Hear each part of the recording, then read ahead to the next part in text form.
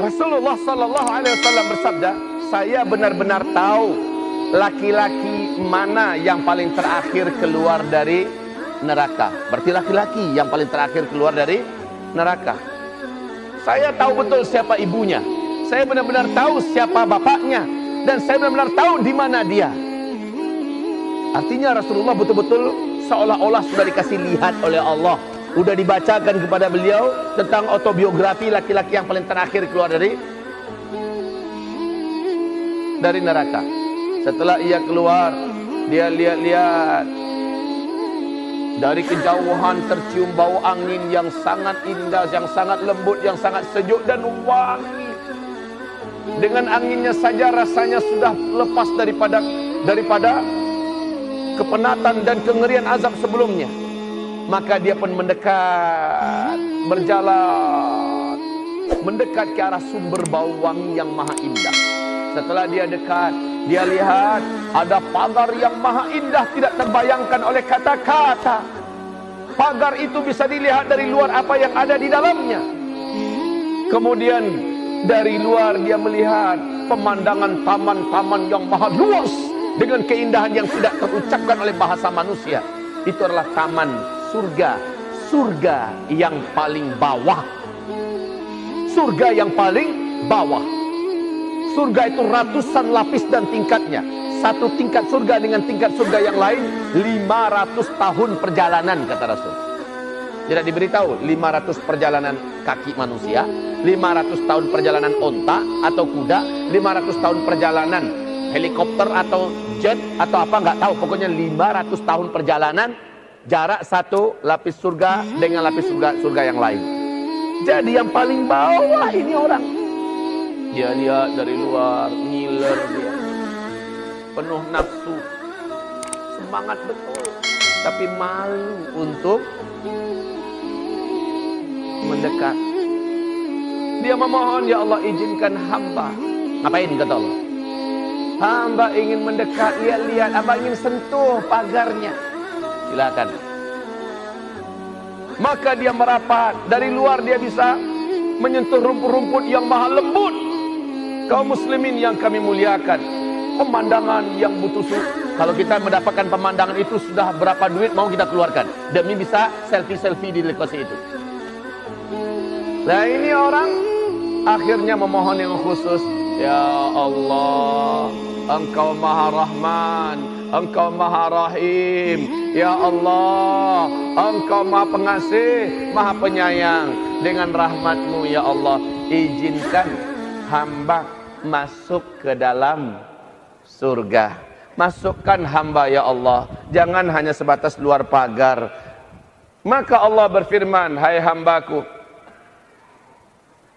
apabila aku masukkan engkau dengan rahmatku ke dalam surga ini, apakah engkau akan meminta permintaan yang lain? Tidak ya Allah, hamba janji cukup hamba di taman-tamannya saja. Hamba akan bermain-main di rumput-rumputnya. Hamba akan berlari-lari dari satu pemandangan taman kepada pemandangan taman yang maha indah di dalam surgamu ini. Cukup ya Allah, hamba janji takkan minta lagi yang lain. Ketika Allah masukkan dia, Rasulullah bersabda, inilah nafsu.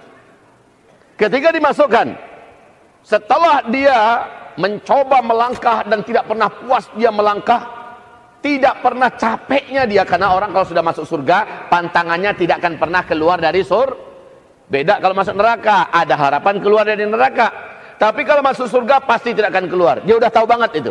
Maka ketika dia sudah masuk, dia udah merasa aman, aman, aman, aman. Cuma masalahnya nafsunya bergelora. Dia lihat ada rumah-rumah maha indah. Rumah-rumah, ya jangan dibayangkan rumah-rumah kayak kita-kita ini. Coba lihat, search di Google, lihat rumah-rumah mewah yang ada di India, yang ada di Hollywood, yang ada di mana-mana. Itu nggak ada level apa-apanya dibandingkan kakus daripada surga. Dan di surga nggak ada kakus ya. Kaum muslimin, Rasul bersabda, satu rumah nanti di dalam surga, satu rumah nanti di dalam surga, luasnya 70 mil kali 70 mil kalian di dunia ini. 1 mil 1,5 kilo saja. Maka 70 mil kali 1,5 kilo, maknanya 105 kilometer. Itu baru bangunan rumah. Pernah lihat nggak di bumi ada rumah sebesar itu? Di sini kuncinya dikunci terlebih dahulu oleh Rasulullah. Ma la ainun ra'at wala udhunun sami'at wala khatara ala qalbin bashar. Telinga tidak pernah mendengar, mata tidak melihat, tidak terkhayalkan oleh raja-raja khayal di bumi ini seperti apa indahnya yang ada di dalam surga. Rumahnya saja 1 kilometer, 105 kilometer kali 105 kilometer. Itu baru rumah. Dari apa dibuat rumah? Batakonya saja dari emas padat murni luar dalam padat. Emas. Semennya dari yakut dan zabarjat. Interiornya, hiasan-hiasan dindingnya, seandainya 1 berlian atau 1 butir batu mutiara yang nempel di dinding rumah orang beriman di dalam surga dilepas. Bumi dengan segala kekayaan yang ada di laut, kekayaan yang ada di darat, kekayaan yang ada dalam perut bumi, semua pulau-pulau yang ada di bumi dijual. Kalau perlu orang-orang yang hidup di bumi dijual semuanya. Belum akan mampu membeli 1 butir batu mutiara berlian yang nempel di dinding rumah orang yang beriman di dalam surga. Allahu Akbar.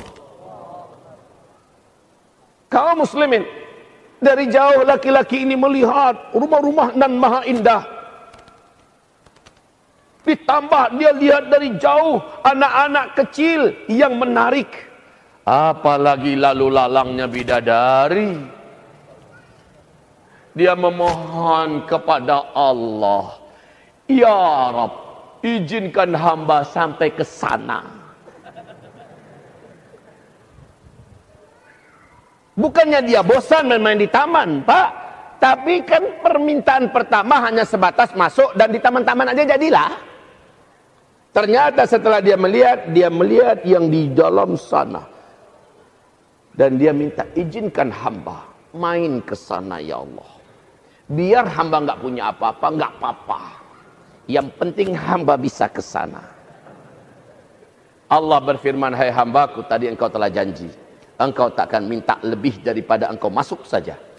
Ya Rabb, engkau maha pengasih, engkau maha penyayang. Dengan rahmatmu, please deh, ya Allah, masukkan hamba. Maka Allah subhanahu wa ta'ala, kata Rasulullah tersenyum.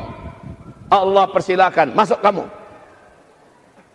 Jalanlah dia, keliling-keliling. Enggak ada capeknya. Semua yang nampak halal ya Allah, halal, garap, makan.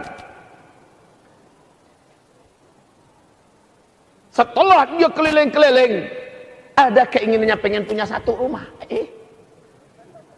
Rumahnya segede itu. Sementara dia minta gubuk, jadilah ya Allah. Mana ada gubuk dalam surga? Allah akhirnya berfirman, hai hambaku, sekarang aku berikan kepadamu permintaan ini, dan ini yang terakhir. Jangan minta lagi ya. Baik ya Allah, aku berikan kepadamu kekayaan orang yang terkaya di dunia 3 kali lipat daripada kekayaan mereka untuk engkau di surga ini. Kekayaan orang yang terkaya, yang pernah kaya dan tidak terkalahkan kekayaannya di dunia sejak Adam diciptakan sampai hari kiamat. Nah, kekayaan dia 3 kali lipat untuk orang yang paling terakhir masuk surga ini. Siapa orang yang paling terkaya di dunia? Sepakat? Nabi Sulaiman alaihis. Ini orang terkaya, yang tidak ada bisa mengalahkan kekayaannya. Nah, 3 kali lipat kekayaan Nabi Sulaiman dikasih ke orang yang paling terakhir masuk surga. Keren nggak tuh? Masya Allah. Ya Allah, benar nih Allah. Hai hambaku, kau terima sekarang. Oh, jungkir baliklah dia. Gembira yang tidak bisa diucapkan. Lalu Allah bertanya kepadanya, hai hambaku, bagaimana? Puas? Puas ya Allah. Hai hambaku, sekarang engkau tak perlu minta. Aku lipatkan 10 kali lipat dari apa yang kau terima sekarang, dan tidak ada lagi apapun tambahan buat engkau. Yang tadi aja udah nggak habis sama dia, dan nggak akan pernah habis. Sekarang dilipatkan 10 kali lipat. Kata Rasulullah dalam hadis ini, itulah orang terakhir yang akan keluar dari neraka dan paling terakhir masuk surga. surganya surga paling bawah. Surga paling bawah. Saudara, bagaimana dengan surga di atasnya?